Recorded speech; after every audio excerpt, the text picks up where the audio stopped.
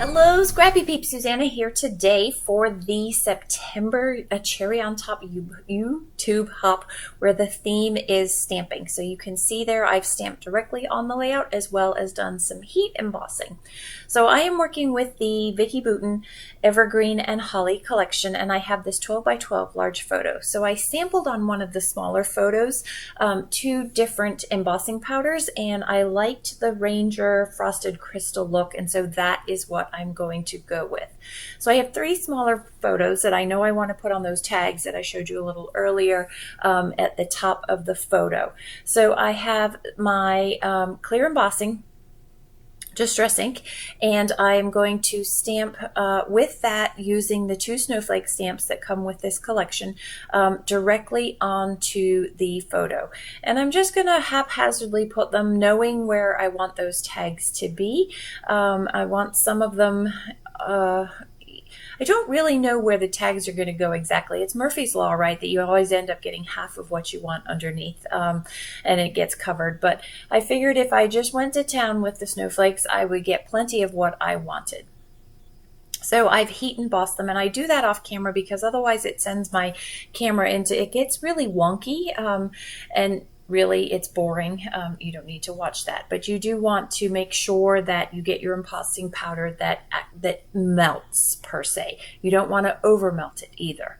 So the idea here was to recreate one of the pieces of pattern paper that Vicki has that's black with white snowflakes, but I didn't want a ton of black. I just wanted the idea of these gray snowflakes, and I liked the swirled ink around them because it created kind of that snowy winter sky.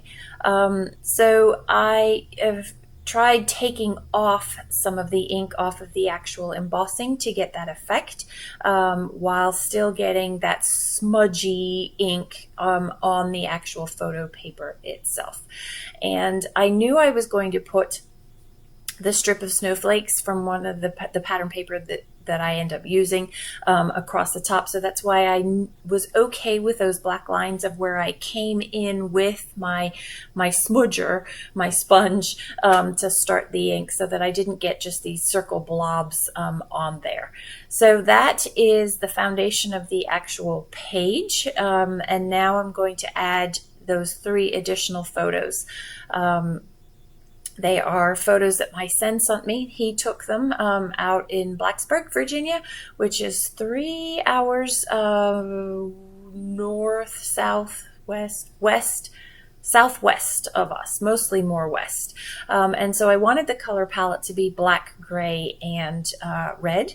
And so that's what I'm looking for in these tags. And I completely forgot. I got so enamored by the journaling tags that I forgot that there are the pattern tags on the back. And so I really liked that plaid as well as the snowflake. So that's sort of the look that was on the paper, only it has a little bit more blue to it, and I didn't want the blue.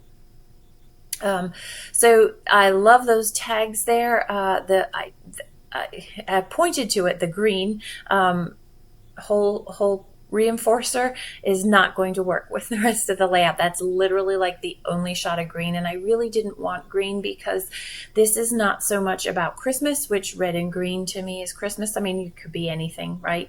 But I really wanted the emphasis to be on my singular color palette. So I have the 6x8 pattern paper pad, which has the much smaller patterns, and so I'm going to cover the green with that, and I am going to use my crocodile here, but it's not a large enough circle, and so you still can see a lot of the white.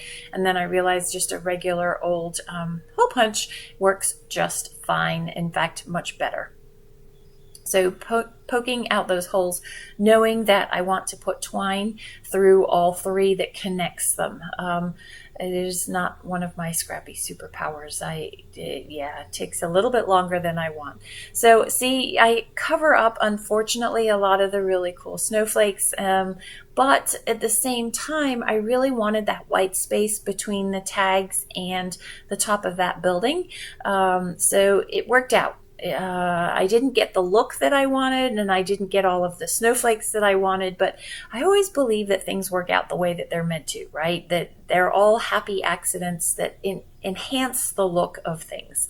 That is until I spill coffee, right, on a layout or water or something. So I'm going to use this branch as well as the word magic, and so I want the branches to come out of magic on either side. So I'm literally just going to ink up my stamp using the black soot, and I want to cover up the photo because I don't want the whole look of I don't want the whole branch.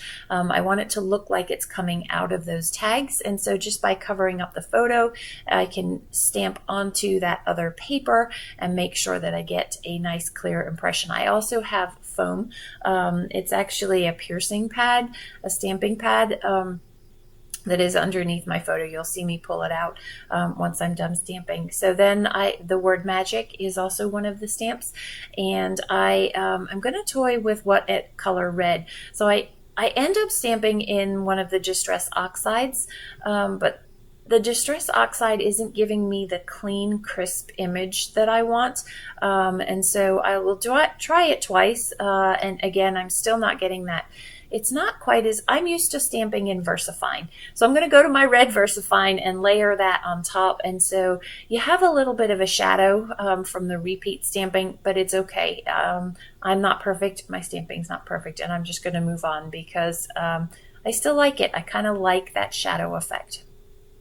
So that was the black strip that I referred to earlier. I just like the way that it creates balance to the really heavy black of the granite down below. And so now I'm going to just embellish. I have these puffy stickers and I love the snowflakes. I had toyed with the idea of the black snowflakes, but I knew I wanted to go in with my VersaFine with those same stamps, snowflake stamps with the black.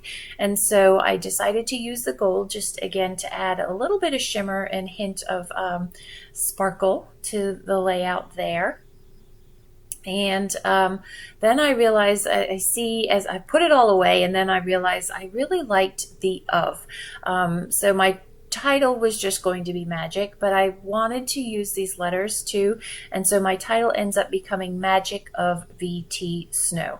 And you'll see that the snow I don't finish here because I have to go and rifle through my letter stash for those letters, but I will end up pulling out some Ellie's Studio letters. I thought I would use winter and do the Magic of VT Winter, which also would have worked, but I really wanted red. See how that red it pulls it all together with the different letters much better than that black would have done. It would have been too much black. So super old Ellie Studio from my stash that is not available at the Cherry on Top store. And then here I am going in with the black, just the VersaFine. So it's super, super fine. But again, just for a little bit of variety of texture on the page. So this is going to be a long, laborious process. Trying to put the twine in between the tags here and having the loop stay while I'm trying to pull on the tag. I mean, it's kind of comical, but yeah, that's what it is. So these pictures, I have he's now a sophomore, but at the time was a freshman out at Virginia Tech, his first year at college. And I didn't get very many pictures, which is fine. He's a boy, and I completely expected that. But I was blown away when he sent us these pictures of his explorations of the campus during their first snow. This was January 3rd. And I actually have written the date up on the top of the red tag.